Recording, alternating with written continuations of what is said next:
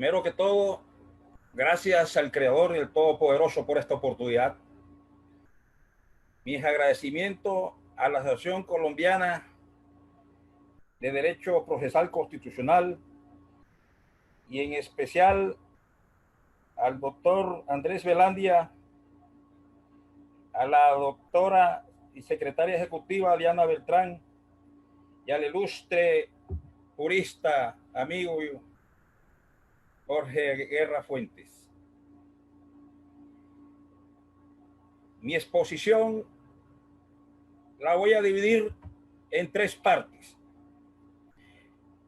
La primera parte hace referencia al aspecto filosófico. La segunda parte me voy a referir de manera enfática al rostro humano del derecho procesal, el cual es el título de la conferencia. La tercera parte, como es lógico y natural, tiene como referencia el aspecto espiritual. Y este último punto es importante porque la parte espiritual es intangible, pero a la vez forma parte del ser humano.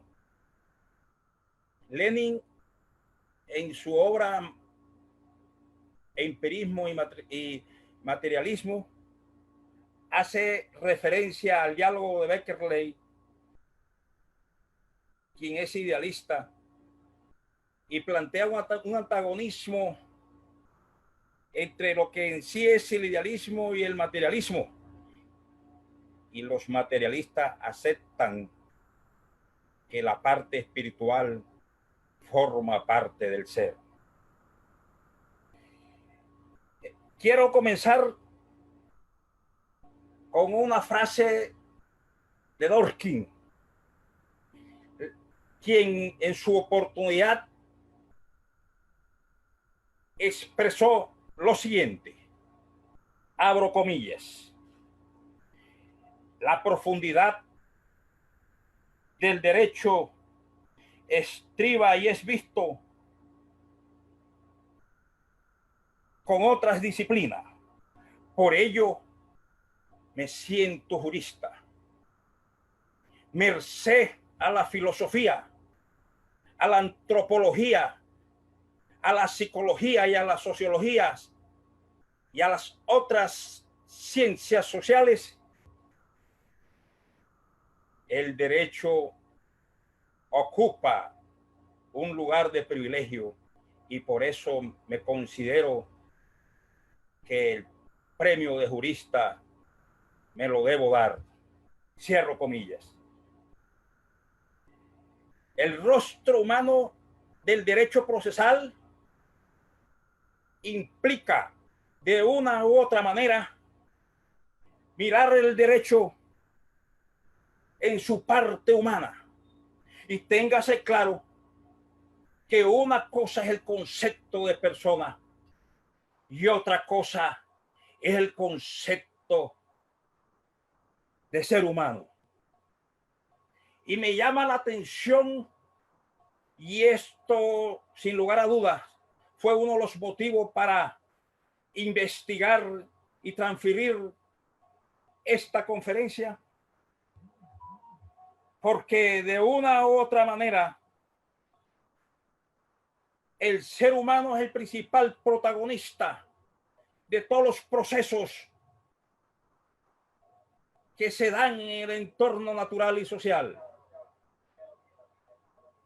El concepto humano se ha desnaturalizado no solamente en el derecho, sino también en la medicina, en las artes, en la arquitectura, en la ingeniería, porque en definitiva somos seres humanos, pero infortunadamente nos tienen programado como consecuencia de los estereotipos culturales, sociales y políticos. Hoy precisamente hacía ese análisis y llegaba a la conclusión que merced a que estamos sufriendo una pandemia y fue decretado por el gobierno nacional de buena fe el día sin IVA, las personas, sin importar las consecuencias que se puedan tener al adquirir el contagio de esta enfermedad, hacían colas en los supermercados sin tener en cuenta la prevención que se debe tener para tal efecto. Estamos anteponiendo lo económico ante la salud. Y eso ocurre en los procesos judiciales, donde cada persona ventila y pretende un derecho.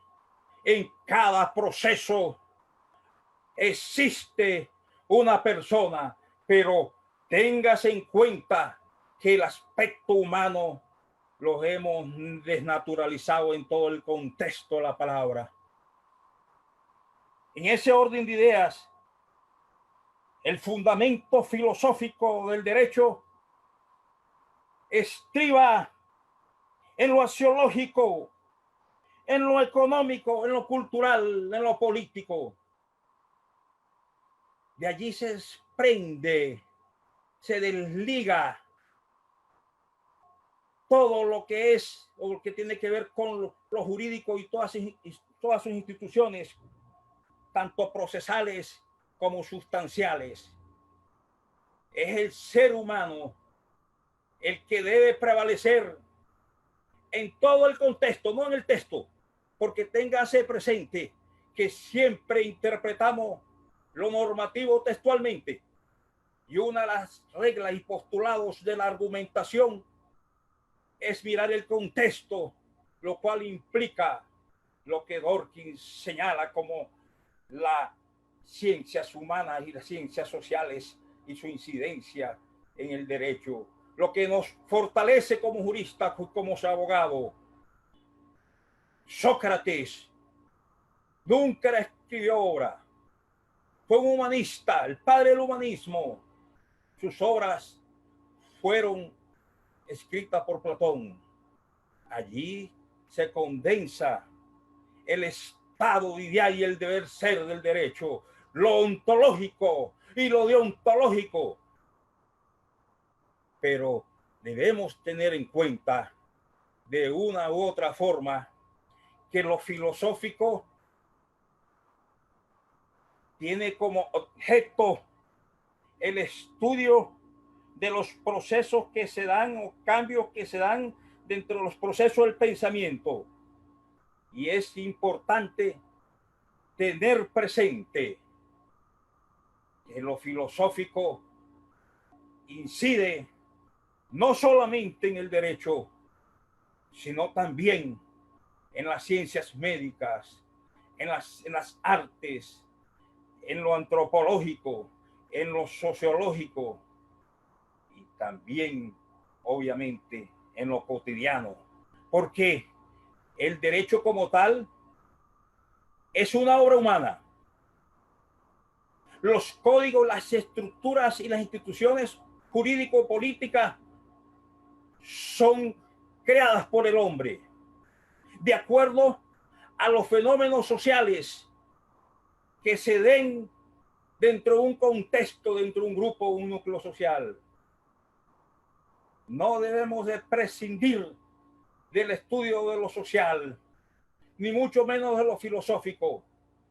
Lo decían los marxistas, leninistas, que el problema no es de descripción ni de interpretación, sino de transformación del mundo. En ese sentido, no solamente basta la interpretación que se debe hacer del mundo natural y social. Se debe de una u otra forma hacer uso de la razón. Eso es un valor agregado importantísimo, porque si bien es cierto que lo filosófico estriba en conocer la dinámica que se da entre los procesos del pensamiento, no es suficiente que se llegue de manera exclusiva a una interpretación del mundo exterior y material, social, político. Se requiere una transformación y para tal efecto debemos hacer uso de la razón, porque téngase presente, todos los seres humanos pensamos, pero a veces se nos olvida el don que Dios y la naturaleza nos dio de la capacidad de razonamiento, y ello tiene unas implicaciones, porque a veces, a pesar de ser seres racionales, nos convertimos en momentos en seres irracionales. En ese orden de ideas, es importante tener en cuenta que el pensamiento filosófico ha contribuido ostensiblemente al desarrollo y al proceso evolutivo del derecho. De eso se trata, de conocer su esencia, de conocer su dinámica, de conocer las razones del por qué se están dando unas situaciones de carácter jurídico en una sociedad determinada.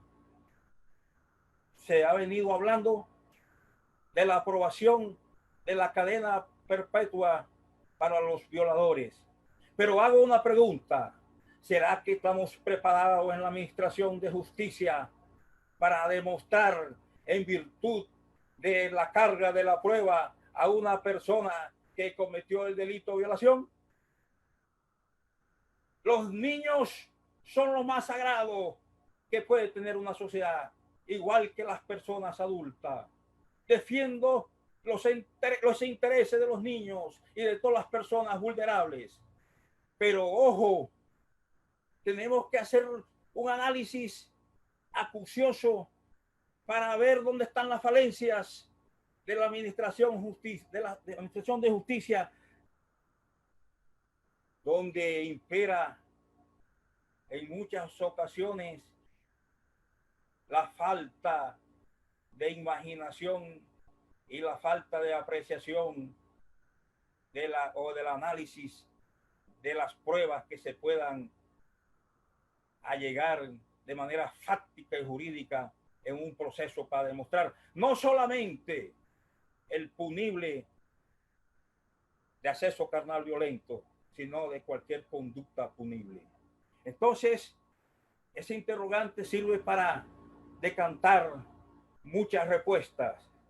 Porque si somos del criterio o nos identificamos que con la pena vamos a corregir, vamos a extirpar algunas conductas punibles, yo pregunto, en la Florida y en Texas, estados federados de los Estados Unidos, existe la pena de muerte.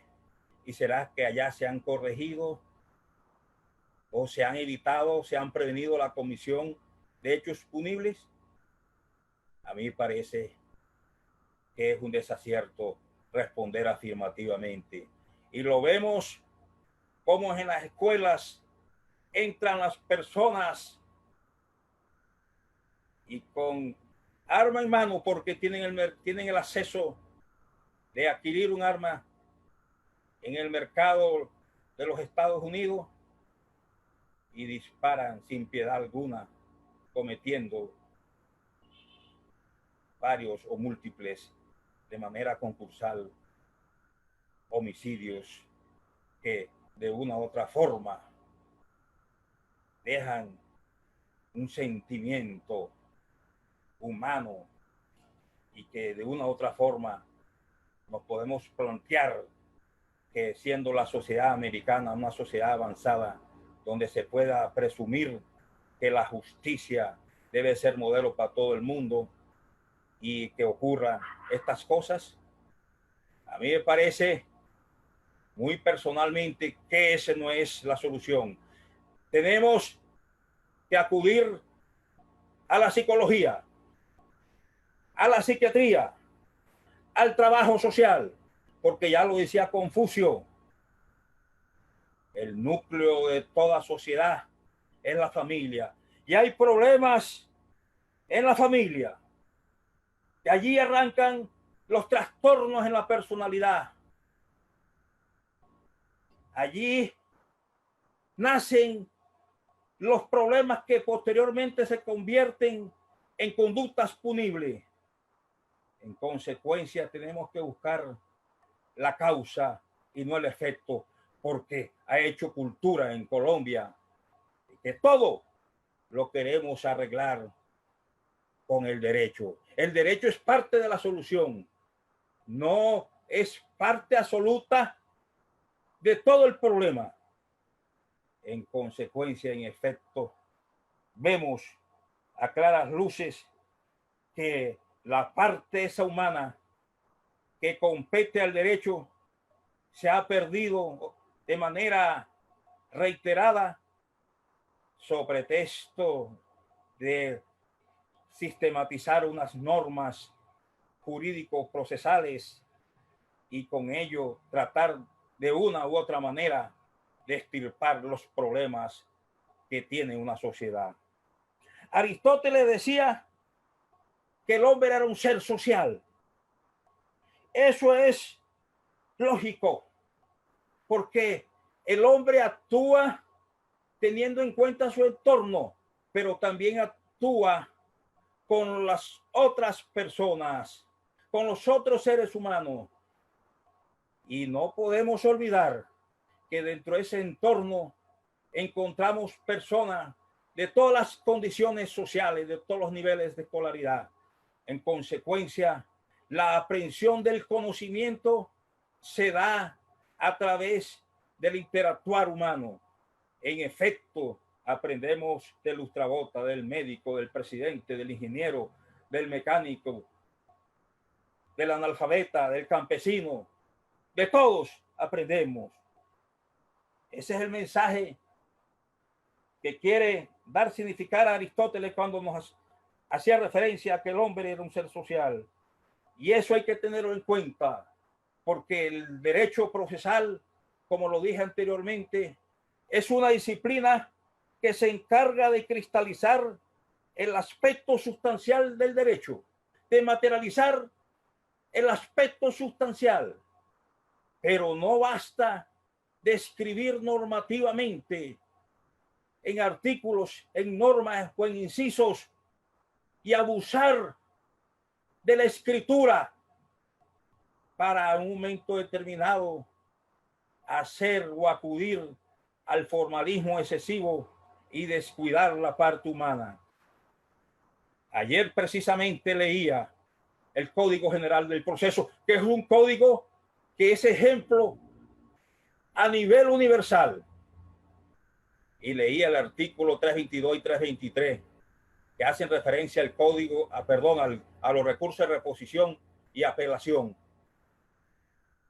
De esos dos artículos podemos extraer escrituralmente unos 10 artículos, porque el formalismo que se le exige al juez, al operador jurídico o a la autoridad administrativa o jurisdiccional para tramitar un recurso es dispendioso. Y lo que se trata de una u otra forma es de abreviar, de aplicar la celeridad procesal, cosa de que las personas vean un resultado pronto y cumplido en la administración de justicia.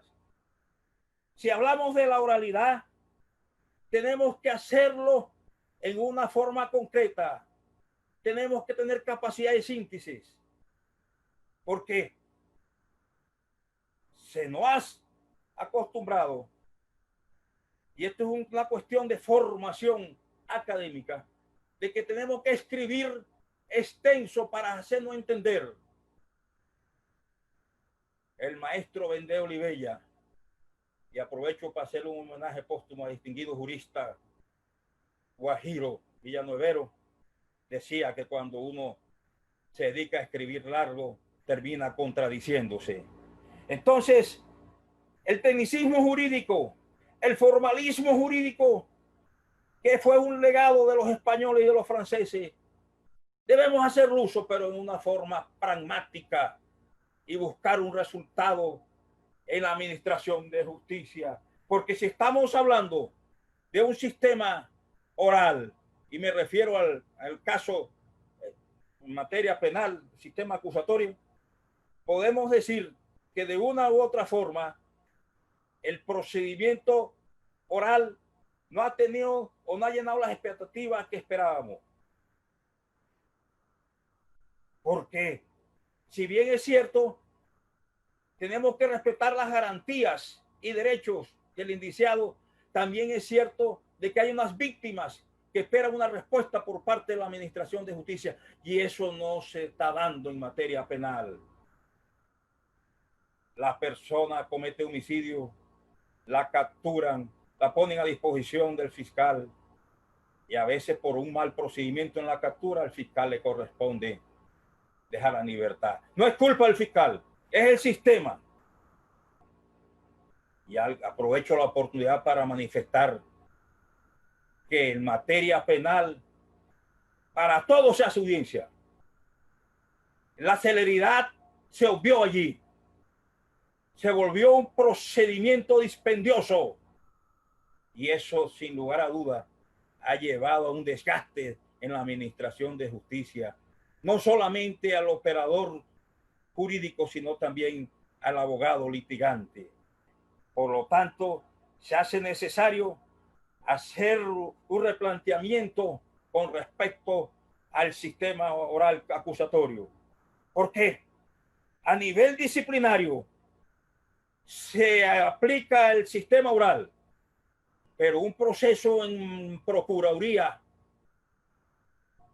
aplicando la ley 734 del 2002 demora como mucho 4 meses. Allí todo es oral. Se aplica la celeridad. Ha dado el resultado esperado.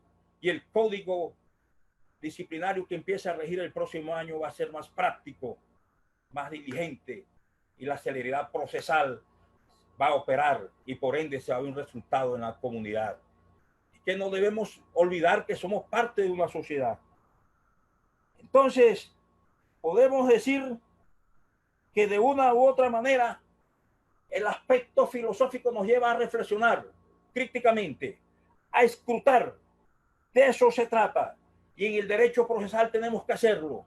No sentarnos a describir comportamientos y a redactar artículos de una u otra manera, porque eso, sin lugar a dudas, ha llevado a un desgaste en la administración de justicia y que de una u otra forma afecta el sentido humano del derecho procesal.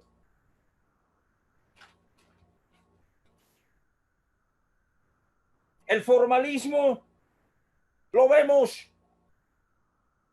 en los recursos de casación. El recurso de casación en Colombia se ha vuelto un mito, precisamente porque la Corte Suprema de Justicia exige de manera rigurosa una serie de pautas formalistas que en ocasiones van en contra de los mismos derechos fundamentales del investigado. Entonces surge la pregunta, ¿qué prevalece aquí? ¿El formalismo, el tecnicismo o el derecho fundamental que pueda tener una persona que es investigada? En ese sentido, también llamo la atención en las acciones de inconstitucionalidad, cuando la Constitución en el artículo 241 hace referencia a que todos tenemos la facultad de demandar una ley por considerarla inconstitucional. Se exigen una serie de requisitos establecidos en el decreto 2067 de 1991, que los cargos tienen que ser ciertos, fijos, pertinentes, conducentes, porque si no son fijos, pertinentes, conducentes y pertinentes o claros, eso da lugar a que se inadmita la demanda de inconstitucionalidad. Eso, sin lugar a duda, va en detrimento, porque hay leyes que de una u otra forma afectan y violan los derechos del ser humano. Entonces aquí prevalece el formalismo. Eso, sin lugar a duda, debemos de replantearlo, porque se debería decir que el que vaya a demandar una ley no sea un ciudadano, sino un abogado experto en argumentación jurídica, en lógica, y que sea una persona que, además de tener los atributos anteriores, tenga una capacidad de redacción y que tenga unos dotes de escritor. Y no debe ser así, porque la Carta Política establece de manera clara que debe ser un ciudadano. Kaufman considera que la filosofía, de una u otra manera, evalúa y reflexiona todo el contexto natural y social y manifiesta que el jurista da por sentado unas premisas, el filósofo duda de esas premisas. Por lo tanto, es importante de una u otra forma que el pensamiento crítico aflore en el estudio del derecho, porque el derecho positivo no del todo tiene que ver con lo justo. En el derecho encontramos a partes que son injustas. En consecuencia, allí nos corresponde a los abogados hacer reflexión crítica con respecto al tema que se va a plantear en una ley, en una norma. Las normas jurídicas procesales deben hacer referencia al humano.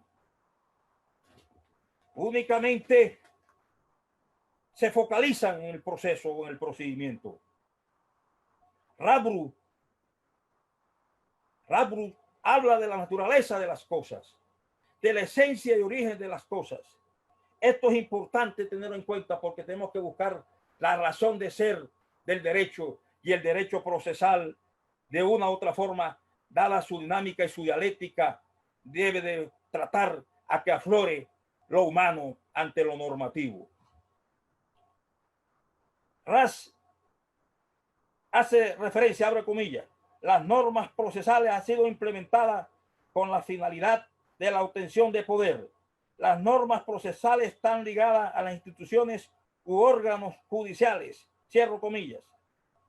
El derecho procesal va encaminado a la violación, va encaminado en muchas ocasiones a controvertir el aspecto sustancial.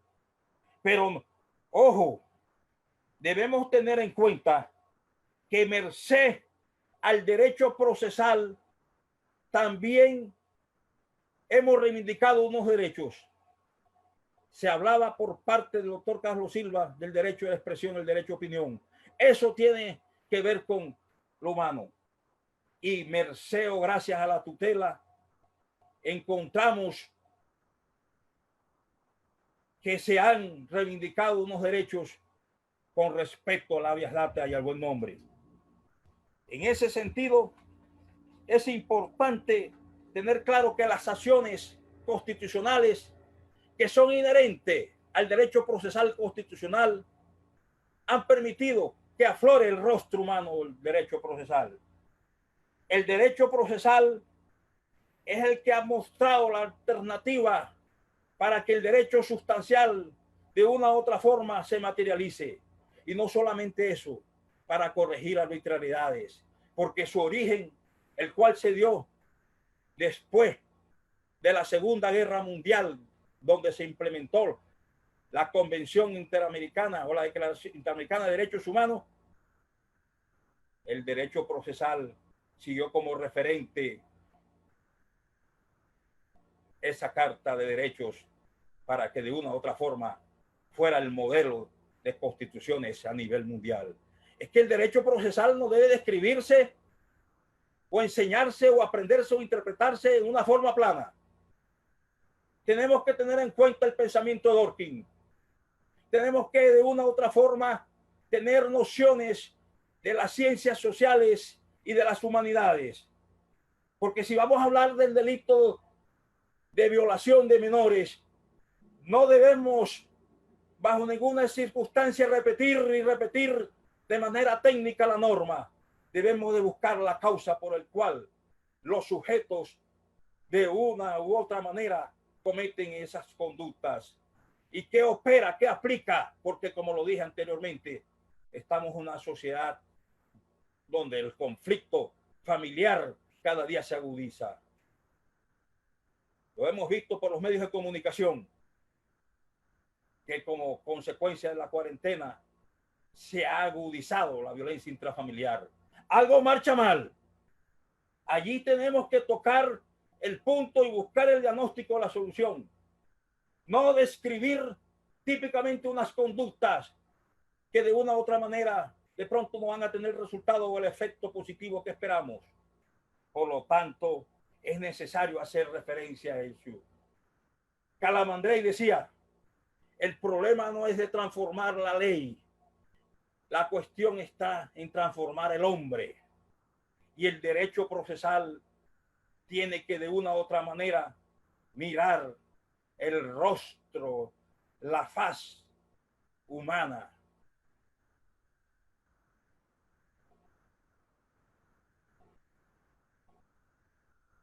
Es importante tener en cuenta que Carneluti habla de la miseria del proceso. Allí tratan al juez y a las partes como un objeto. Y no debe ser así.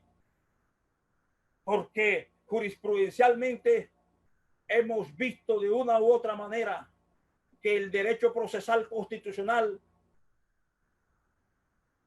ha logrado a que las arbitrariedades, a que los derechos se reivindiquen en cada una de las personas.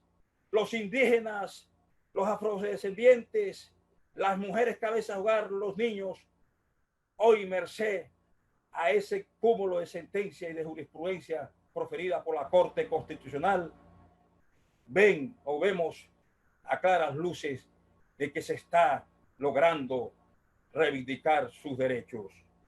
Y por ende, estamos logrando una justicia no formal, sino material. Porque de cada proceso, en cada proceso, hay personas, hay seres humanos, llámense víctimas o llámense indiciados, llámese demandante, llámese demandado. Por consiguiente, debemos de focalizar el derecho procesal hacia ese punto importante. Y el derecho procesal constitucional, aliado al derecho internacional humanitario, ha dado esa lucha. Eso lo vemos en las sentencias de la Corte Constitucional. Antiguamente se hablaba de la justicia sin rostro, una justicia que fue implementada en Colombia, donde se le violaban las garantías y derechos a los testigos y a los indiciados o procesados y a todas las personas. También vimos de una u otra manera que antiguamente se tomaban medidas excepcionales, me refiero al estado de sitio, y allí se capturaban a personas de manera ilegal. Merced al derecho procesal constitucional, que ha tenido en cuenta el bloque de constitucionalidad, hemos visto florecer el rostro humano en su esencia. De eso se trata, porque el derecho procesal constitucional ha tomado como referencia los postulados de la Corte Interamericana de los Derechos Humanos. Y algo importante, no basta y ni es suficiente hacer mención a la globalización del derecho, al bloque de constitucionalidad, a la internacionalización del derecho. Se hace necesario y es una necesidad, perdonen la redundancia, hablar de la humanización del derecho. De eso se trata. De una u otra manera, tenemos que ver que el derecho procesal, a pesar de la globalización, que es un fenómeno socioeconómico, cultural y político, el derecho procesal ha visto y ha implementado en su cuerpo normativo y se ha preocupado por velar el aspecto humano. Es que el rostro humano debe florecer. Lo técnico, el formalismo, lo jurídico es necesario, pero no debe prevalecer sobre el humano, que eso es lo que está ocurriendo. Pero eso no es culpa ni responsabilidad del operador jurídico. Eso es una cuestión de formación que se origina en las facultades de derecho. Nos enseñaron es a que tenemos que colocar el punto y coma, el punto y seguido. Y no nos prepararon para la oralidad, que es un sistema que está imperando. No nos dijeron, ustedes pueden hacer uso del pensamiento crítico. Ustedes pueden hacer, con base al uso del pensamiento crítico, una síntesis de un texto contextualmente. Y nos miraron de una forma exegética y nos enseñaron, y eso se ha ido transmitiendo de generación en generación. Pero eso es un proceso que de una u otra manera debe de extirparse en el estudio del derecho. Cuando hablamos del derecho a acción, hablamos del rostro humano del derecho procesal, que es la facultad que tenemos todos los ciudadanos de acudir a la administración de justicia.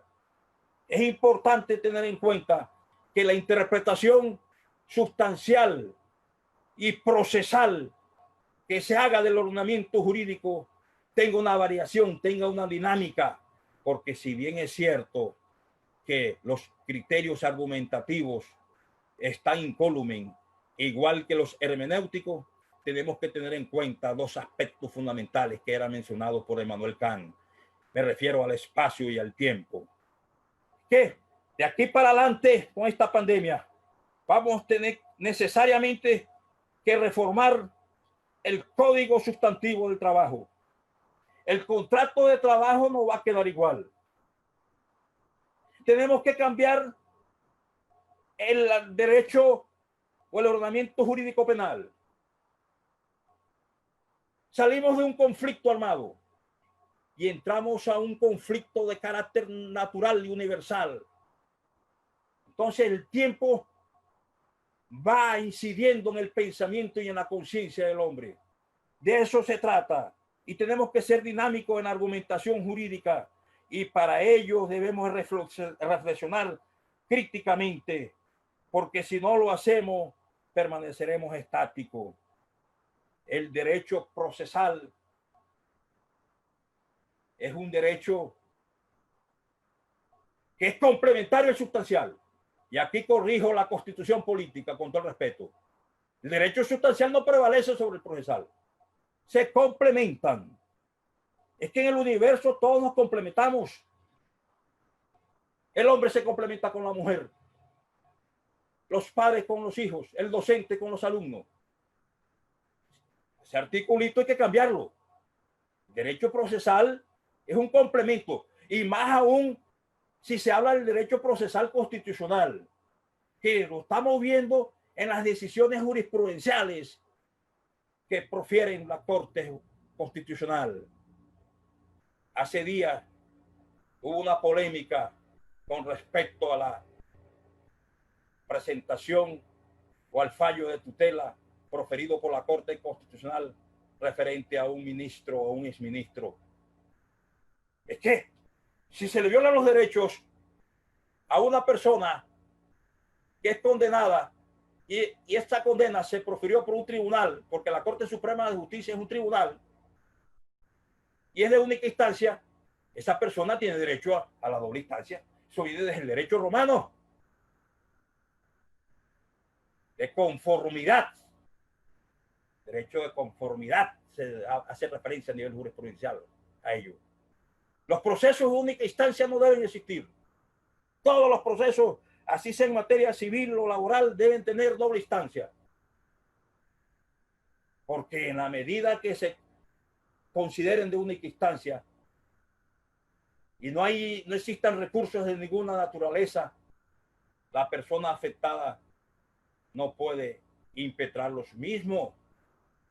Entonces, flagrantemente se le puede considerar que se está violando su derecho fundamental al debido proceso y el derecho a la defensa.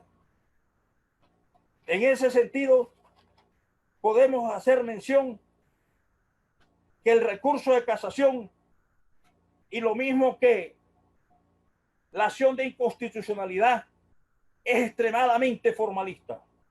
Ya lo dijimos precedentemente. Hay que hacer una revisión para que el recurso de casación no se convierta en un mito como existe hoy día. Cuando nos hablan de acudir a la corte, nos da un temor terrible.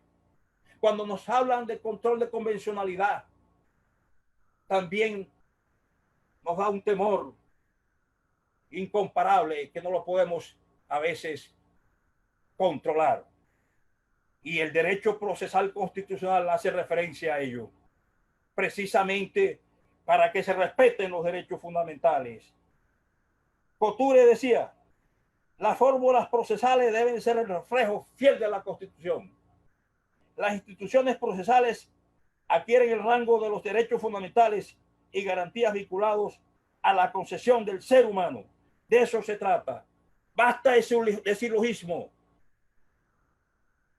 Basta de premisas que pueden ser ciertas o falsas.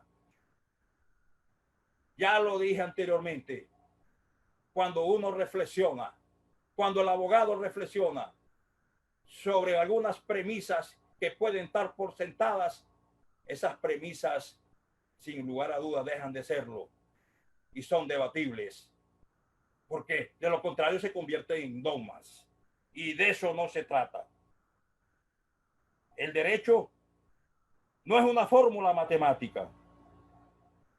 El derecho, como disciplina, como técnica social, como categoría superestructural que llaman los marxistas-leninistas, tiene una dinámica, una dialéctica, y esa dialéctica obedece a los fenómenos sociales.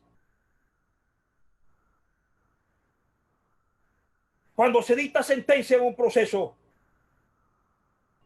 allí se plantea el sentimiento del juez. Por eso es que yo no estoy de acuerdo con el discurso de que debe imperar la inteligencia artificial. La tecnología es una herramienta fundamental y necesaria, pero no le debemos dar la potestad a un robot para que administre justicia. El robot no razona, el robot está programado. El robot no tiene sentimientos. El juez tiene sentimientos. El término sentencia viene del término sentir. De eso se trata. Allí el juez expone su criterio, su postulado, porque siente, porque nosotros estamos revestidos de emociones. El sentimiento es propio y es inherente al ser humano. Y sin lugar a duda, el derecho procesal debe de una u otra forma ser interpretado y aplicado y descrito bajo ese postulado, teniendo como presente, teniendo como paradigma al ser humano.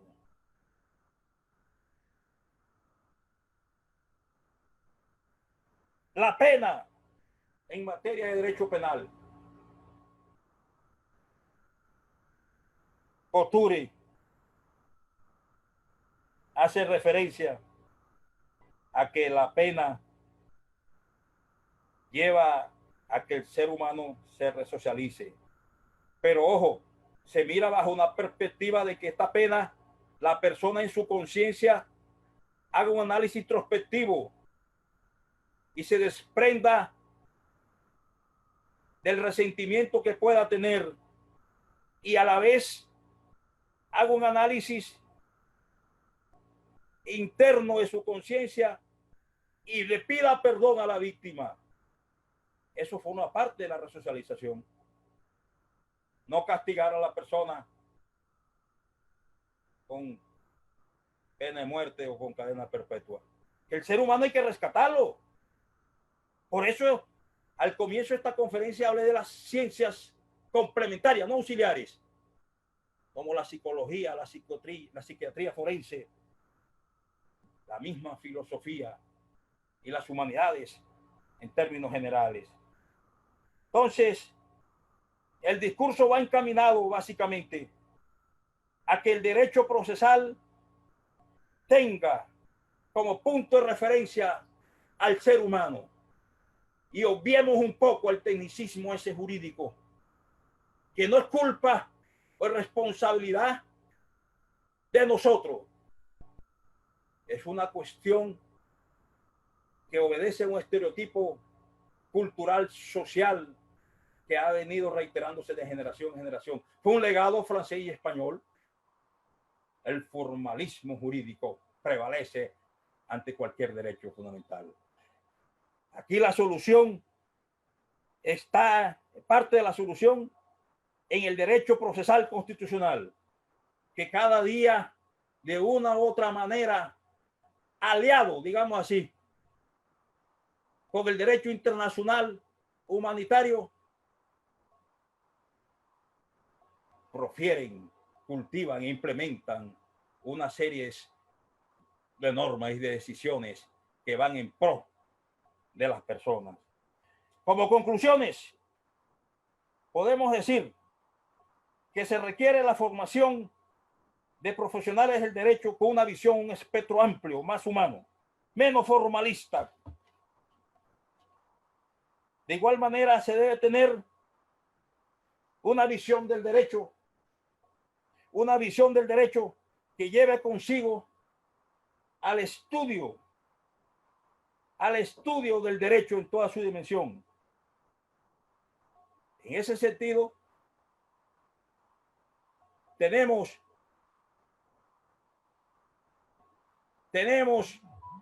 que los mecanismos alternativos de solución de conflictos son una forma de seguir logrando lo que se denomina justicia material, pero para ello debemos de prepararnos de una u otra manera para que aflore el derecho procesal en su sentido humano. De igual manera, quiero aprovechar este momento para decir, y hago un paréntesis, que el derecho procesal también incumbe, no solamente el juez, porque ojo, los tratadistas de derecho procesal hablan del proceso como tal y hablan del juez, pero el abogado litigante que es coadministrador de justicia, ¿dónde está la visión y la misión? ¿Y dónde está el estatus que merece este abogado litigante? Porque cuando llega a una decisión, un planteamiento, a un tribunal, a una corte, es porque un abogado litigante lo ha expuesto. De eso se trata. La corte, el juez colegiado o el juez singular expone su criterio en un provido. Puede estar de acuerdo o no puede estar de acuerdo. De eso se trata. Entonces el abogado litigante, y aprovecho la oportunidad para decirle al señor presidente de la República que lo felicito porque se ha mostrado como un líder en esta pandemia. Pero también quiero decirle que como colega se ha olvidado un poco del abogado litigante. No es que le dé nada al abogado litigante, pero sí se le debe dar la oportunidad de adquirir unos créditos blandos y darle de pronto la dignidad que se merece. De eso se trata, porque el abogado litigante vive de su litigio y ha sido descuidado de manera reiterada y más aún en esta crisis que estamos viviendo. Entonces, el llamado al presidente de la República es para que los tenga en cuenta nuestro colega, porque él también es abogado y los cargos son transitorios y nos forman para litigar, para ejercer la profesión. Y de pronto él mañana sale a asesorar, a litigar o a ejercer la profesión y se convierte en un abogado litigante. De eso se trata. Lo importante en este discurso, lo ideal es implementar de una u otra manera las normas que lleven implícito lo antropocéntrico, porque de una u otra forma el derecho procesal ha permitido a que el Estado social y democrático de derecho aflore y se implemente cada día. Yo no quiero terminar sino antes compartir con ustedes, porque estamos hablando del Estado social de derecho, estamos hablando del rostro humano del derecho procesal, y también me voy a referir y les comento que próximamente voy a publicar mi libro de poesías, y dentro de esa inspiración que Dios y la naturaleza me otorgó, le hice una poesía a los campesinos, quienes son unos héroes, igual que los médicos, que los militares, que las enfermeras, que los bacteriólogos, que los psicólogos y todos los profesionales de la salud, que los docentes y que los estudiantes como héroes, pero se han olvidado de los campesinos también. Y son las personas que cada día, con el sudor de su frente, cultivan lo que nosotros consumimos en las ciudades. Entonces, me he permitido y me van a permitir, y me disculpan, porque voy a compartir con ustedes un poema que le hice a los campesinos. Dice así: labras la tierra en medio de tu inclemencia. Los rayos solares, con los rayos solares y con el sufrimiento y dolor que padeces, te dedicas al huerto con alegría. Con el sudor de tu frente, realizas un trabajo fuerte. Cultivas nuestra alimentación y lo haces con pasión. Por el gobierno y la sociedad eres excluido, y por eso estaremos contigo. Te levantas y contemplas la aurora y oyes el canto de los pájaros a toda hora. Eres víctima de la violencia y en ocasiones te han desplazado, pero con vehemencia te has caído y te has levantado. Con tu heroísmo has guerreado en medio de la pandemia. En medio de esta has luchado. Eres gladiador y cada día luchas con ardor. Campesino trabajador, no reniegues de tu pobreza. Dios bendiga tu nobleza y tu labor es una proeza. Dios nos bendiga a todos. Compañeros, muchas gracias. Cualquier pregunta, estoy presto a resolverla, y gracias a la Asociación Colombiana de Derecho Procesal Constitucional por esta oportunidad.